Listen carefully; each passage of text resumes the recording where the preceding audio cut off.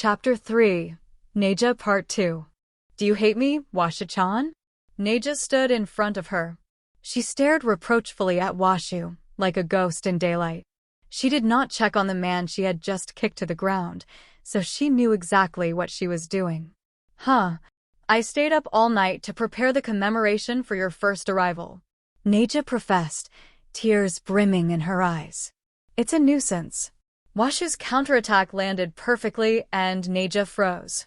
If I don't say this now, who knows what she'll do to me in the future? Washu stared at her with resolute eyes. Any weakness would mean defeat. Washu-chan, you meanie. It seemed that Washu had one. The battered man crawled out from the bushes. What was that for? Neja. Neja-kun. He added the honorific reluctantly.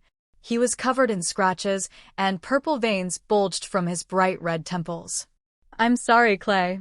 Despite Neja's apology, she glared fiercely at the man she called Clay. Her sadness at Washu's rejection of the welcome ceremony that she had spent so much effort preparing was transformed into anger. In other words, she was looking for a target to vent her anger at, and it was more than enough to dampen Clay's momentum. Oh, so she's your acquaintance. But there's a problem. Most of this area is off-limits to those not in the program. Reevaluating the situation, Clay directed his wrath towards Washu. Let's go, Washu-chan. Ignoring Clay, Neja tried to lead Washu away. Hey, didn't you hear what I said? What? That student there should not be. Clay's voice grew weaker as Neja's presence overwhelmed him. If you're a man, speak up. Neja barked. Well, his face twitched in humiliation. Neja-kun, what's going on here? Akuma, the dean of the Department of Philosophy, just happened to be passing by. Any observer would have assumed the three were fighting, so his alarm was justified. You are... Akuma's eyebrow twitched at Washu, who was standing next to Neja. Oh, Professor. I was just asking Neja-kun what she was thinking, bringing in an outsider. Clay's attitude upon seeing Akuma became courteous, nearly servile. It was a complete 360 from his earlier arrogance. Could you back me up, Professor? Is that you, Washu-kun?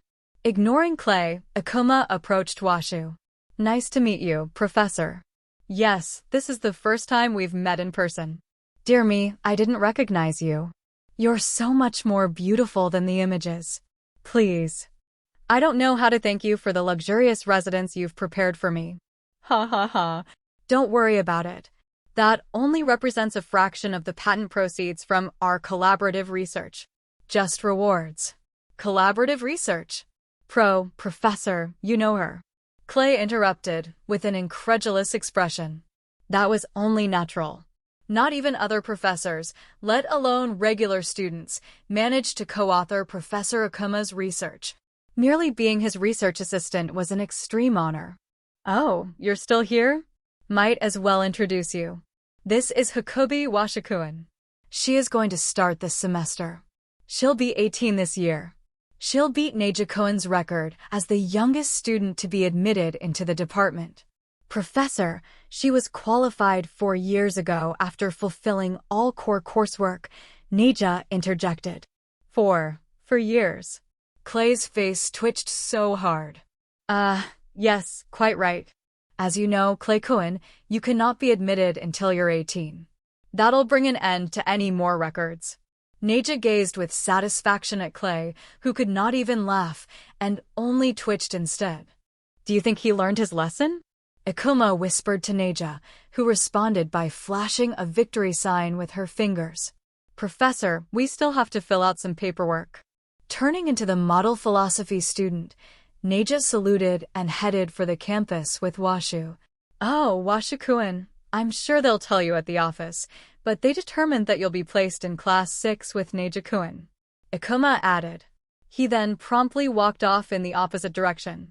Clay, left behind, dejectedly sank down to the ground. He was in Class 9. A girl of 18, fresh into the academy, 3 classes above me. How could that be? He remained rooted on the spot for 3 hours before he could resolve his identity crisis. That was the first encounter between Washu and Clay. As soon as Neja entered the building with Washu, she burst out laughing. Ha ha ha. Did you see that stupid look on Clay's face, Washa-chan? I guess you don't know him. Be careful, he's the worst in the department. Before that, Neja-san, I'm sorry I broke your record of being the youngest. Washu apologized sincerely. She had a gut feeling that she should. It's all right, I'm not studying to set records. Neja seemed indifferent, but suddenly her face clouded over. It's just that. What's wrong? Washu became anxious that she had done something wrong after all. There aren't any young men. Huh. You know, incoming students here are generally married. Other departments call us the nursing home. Neja turned her mouth down at the corners for emphasis, clenching her hands into fists. Is that so? Is that all you have to say, Washa-chan? This is a serious problem for mature women. Yes, I suppose. Ha ha ha. Washa burst out laughing at Neja's serious look. Neja laughed, too. There are a lot of weirdos, but they're all good people. Just be careful with Clay. His particular brand of weird is something else. Pot, meat kettle, Washa muttered under her breath, reflecting on Neja's actions today and yesterday. Did you say something? No, nothing. Okay. Once the paperwork is done, let's continue with the welcome party. I thought I refused that? That was the reception for the welcome party. Huh. The real party's yet to begin. They climbed the stairs, and beyond, Washu saw a garden transformed into a festival venue capable of holding thousands of people. I'm leaving. No. Neja caught Washu and smiled, whispering into her ear. This time, you won't get away. A few weeks passed. The curriculum was a lot more relaxed than Washu had imagined. Or, rather, there were no compulsory elements. Paradoxically, that made things extremely difficult. Lazy procrastinators never managed to advance and were expelled once they exceeded the number of years they were allowed to spend on their degree. Nobody forced anyone to do anything, but nobody helped either. Washu was grateful to have so much time to adjust to all the changes. She also had time to think about her mother and the fishies back home. Going out today, ma'am? The butler addressed Washu as she prepared breakfast and a box lunch in the kitchen. It was a little after 4 a.m. and still dark outside. I told you, you didn't need to get up. Washa-sama, I've said many times that I know. You were hired for this, right? If the meals prepared by the maids are not to your liking, I will switch the staff. The butler seemed genuinely puzzled, peering at the food she was packing. I love the meals they make. I do. But let me cook for myself sometimes. I like rummaging about in the dark kitchen, dimly lit by the lights in the pantry. Is that so? It's no problem at all. It was my mother's policy to have the children see that someone had to make meals for them 3 times a day. She wanted them to know the effort it takes to make a meal and how disrespectful it is to waste it. Of course, we were all taught from a young age to cook for ourselves. Washa remembered the kind director of the orphanage and smiled. She sounds like a wonderful lady. And my mother always used to say, if you can make yourself a good meal, you can manage to live anywhere. Food is the foundation of all creatures, great and small. And it would make her invincible if she were good in bed. Neja suddenly piped up from behind her. Neja-san, I thought you went home last night. Mei-chan found me on the way out. We were remodeling the slide in the hot springs pool. I tried it myself on the second run and got too much momentum and flew into the shrubbery. I knocked myself out until just now. Ha ha ha. The butler sighed. Currently, Washu's hot springs pool, or rather, the bathhouse, was expanding underground and had transformed into an amusement park many times larger than the previous incarnation. It was all Neja's fault. Please don't remodel the house as you please. Now, everyone's benefiting from it. Neja was quite indifferent to the butler's protests. She felt not one iota of guilt. You mean May and the neighborhood kids, pointed out Washu. Aren't you used to dealing with children? There were some cute kids who insisted they were going to marry you when they grow up. You deal with them on a whole different level. There aren't many people who can play with children as equals. Indeed, Neja even played airsoft games with the children in the bathroom. Most of the battles took the form of Neja versus the children, but sometimes the children were split into two groups, with Neja and Washa leading the teams. You seem to have a lot of fun yourself, Neja retorted. What about May? Washu asked, sighing. She was almost done, and she decided to cut off the pointless conversation by asking about the most pressing issue. What? Well, you know, Neja stammered as the topic swung to May. You said you tried it yourself on the second run. I let her noble sacrifice go to waste. You made her your guinea pig? Washa glared at Neja. But, she said, oh, Neja-sama, you finished it. She didn't even give me a chance to stop her. And it was quite an epic fail. I put her back in her room. Good grief. You have to make sure it's not dangerous for the kiddos. Okay. I'll do that now. Neja watched as Washa slung her bag over her shoulder. Are you going somewhere? Yes, for a bit of a hike. I know a good place. Please just make the bathroom safe for the kids. Washu prevented Neja from following her. Just trying to let you know. Next time. See you later. Without telling them her destination, Washa bolted from the kitchen and through the mist-covered yard. A wisp of wind, the last trace of winter, nipped at her cheeks. In the past few weeks, Neja had introduced Washu to a variety of people in different places, but most of them occupied special niches. In any society, there were two sides, the light and the dark. The academy was no exception. Philosophers had special status. They often needed access to things beyond academy law. Neja was introducing her to people who would help her avoid the problems latent in venturing into the underbelly of society, or help her along the way, which would be necessary in her life here. Why are all her friends such intense people? Washa wondered, exhausted. A diet full of rich foods became tiresome no matter how good those foods were, and it was human nature to crave something lighter. She decided to go out by herself to search for normal places. Also, there was one place she was curious about. She had seen it from the bus as Neja showed her around. There it is. Further out in the suburbs from the residential area where Washa lived was an abandoned farm with an old observatory on top of the hill. It was the object of Washu's fascination. Now that interstellar space travel was commonplace, practically nobody was in the habit of making celestial observations from a planet's surface. If anyone did, they were not academics, but hobbyists. Or perhaps someone studying ancient techniques in the pursuit of archaeology or historical anthropology. Or maybe someone who's an antique collector, Washu mused, as she circled the building with curiosity. The outer wall was old and decrepit. Excuse me, may I help you? An elderly woman timidly called out to her. Washa noticed that the door to the observatory was open and realized that was the old woman's home. I'm sorry, I didn't know that anyone lived here. Relieved at Washu's courteous demeanor, the woman's expression softened slightly. It's all right. It's natural not to realize when it's in such disrepair. Washa felt that something was amiss, though she could not pinpoint it. But I don't get many visitors. Are you interested in old things? Yes. Does this observatory belong to you? It belonged to my late husband. He liked everything old, especially this observatory. I don't really know the details, but he found it on a planet somewhere and had it relocated. My name is Hakubi Washu. I hope you don't mind my request, but could I please use this observatory? Hakubi Washu-san. Aren't you the youngest student ever admitted into the Department of Philosophy? Yes, Washu, blushing from embarrassment, nodded. It seemed she was famous even out here.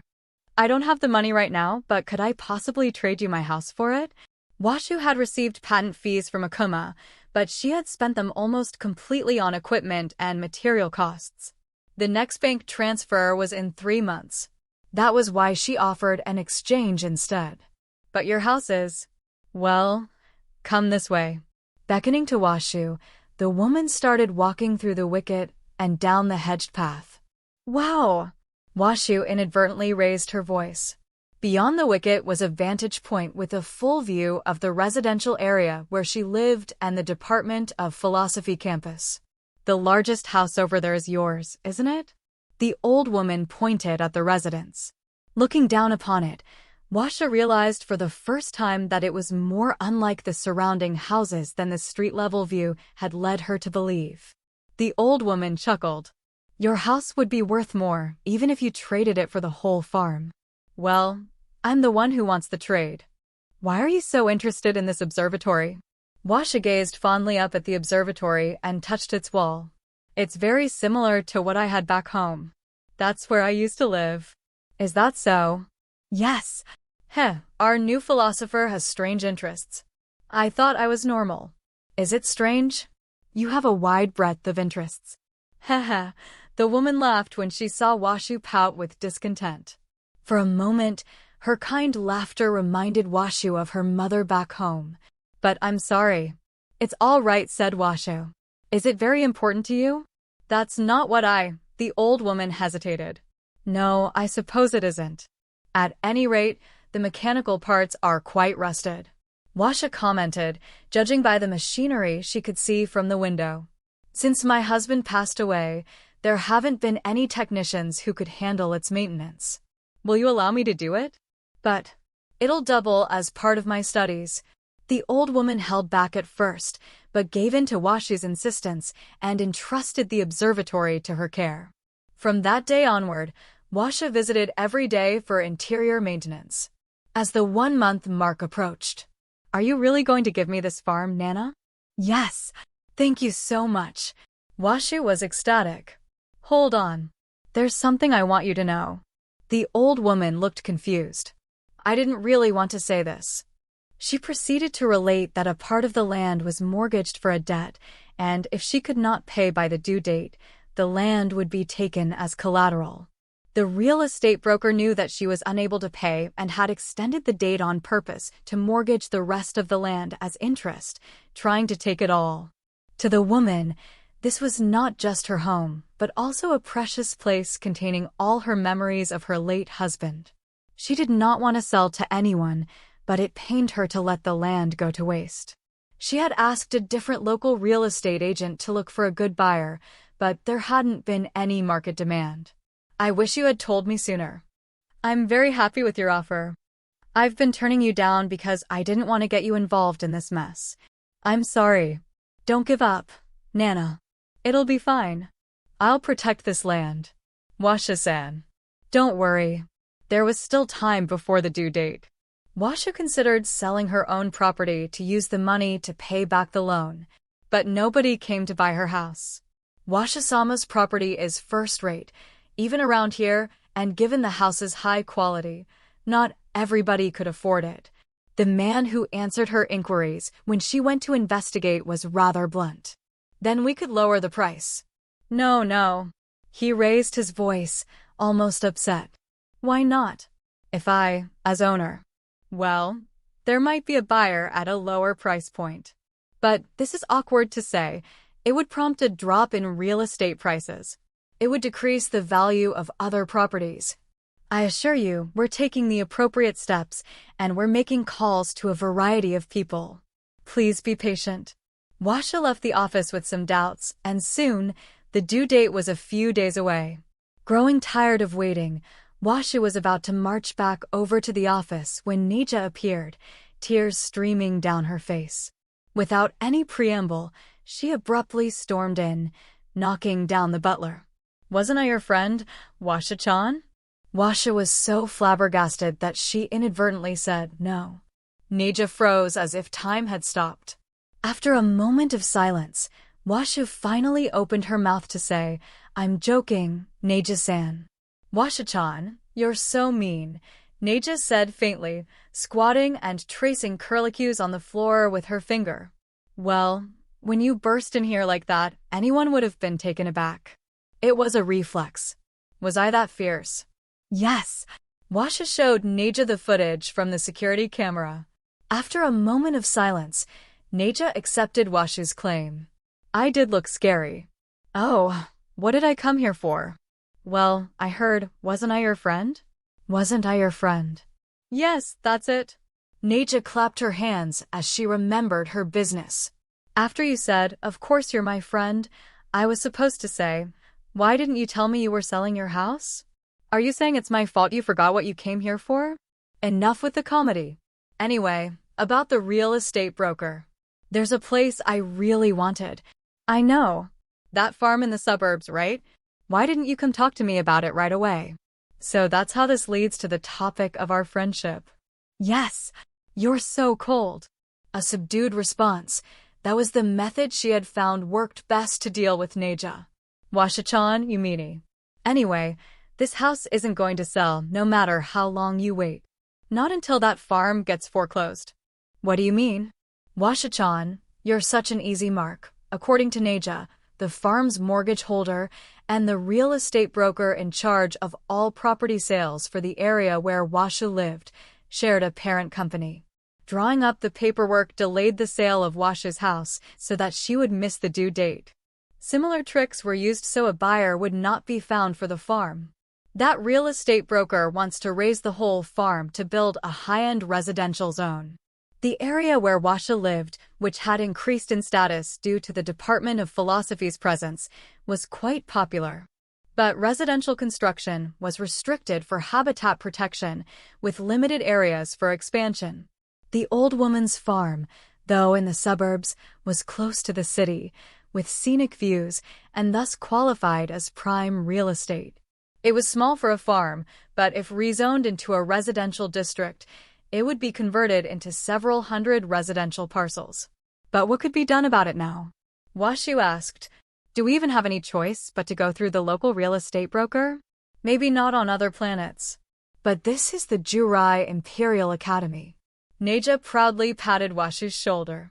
I'll show you just what kind of presence the Department of Philosophy has in the academy. What do you mean? Washu felt uneasy at Neja's cryptic reply. It's not a big deal, Washa-kun. Professor Akuma? Akuma was standing in the doorway of the living room. I did knock. May I come in? Of course. I apologize for not hearing you. Neja's grimace did not escape Washu's notice. What brings you here today? Same as Neja-kun. I heard that you offered to trade this house for that farm. I found out before Neja-kun, but her youth and vigor beat me here. So that's why Neja-san came running in like that, thought Washu. Professor Yumini. I understand that you want Washu-kun to see that she can depend on you. Akuma smiled meaningfully at Neja. Professor. Sorry. Akuma scratched his forehead and turned to Washu. Washu-kun, the Department of Philosophy is indeed special, but what's more important is that this is the Imperial Academy, a school. Oh! That real estate broker was appointed by Jurai. He ought to act solely in the students' interests. I see what you mean. Washa shouted, standing up. Finally, she'd found a breakthrough in the situation. Behind her, Neja was tracing curlicues on the ground with her finger. I wanted to say those things, she muttered in a tiny voice.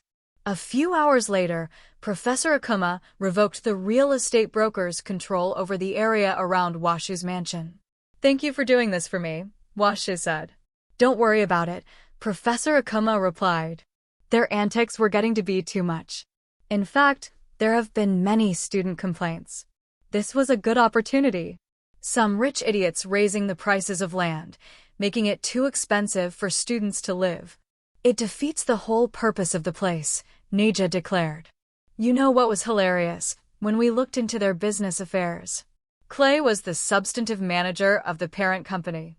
Well, being a miser is his style, Professor Akuma said. If only he would turn his passion for money toward his research.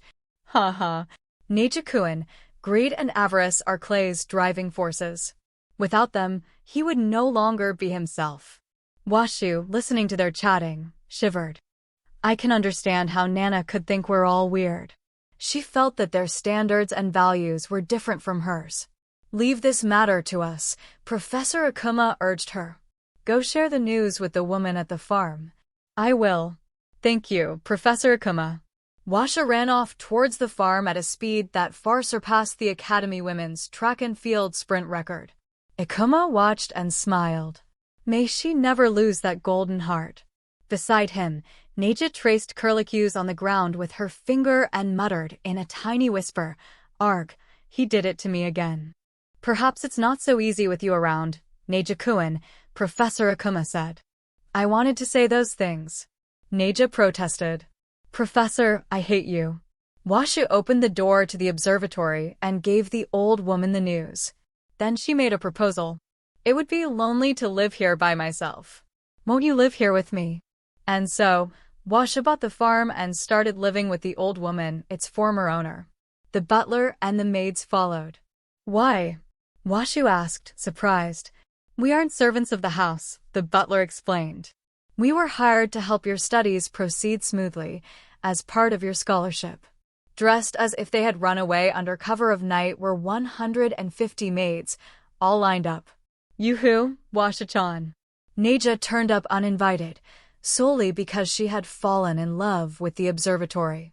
Washu put the dilapidated farm back together and acquired livestock to start it working once again. The once desolate farm now teemed with life. "I never imagined I would be doing this at my age," remarked the butler, laughing as he led a cow. The maids also seemed to be pleased. Washu dove onto her bed, looking at the stars from the windows of the observatory. Feeling a sense of relief for the first time since she came to the academy, she fell into a deep sleep.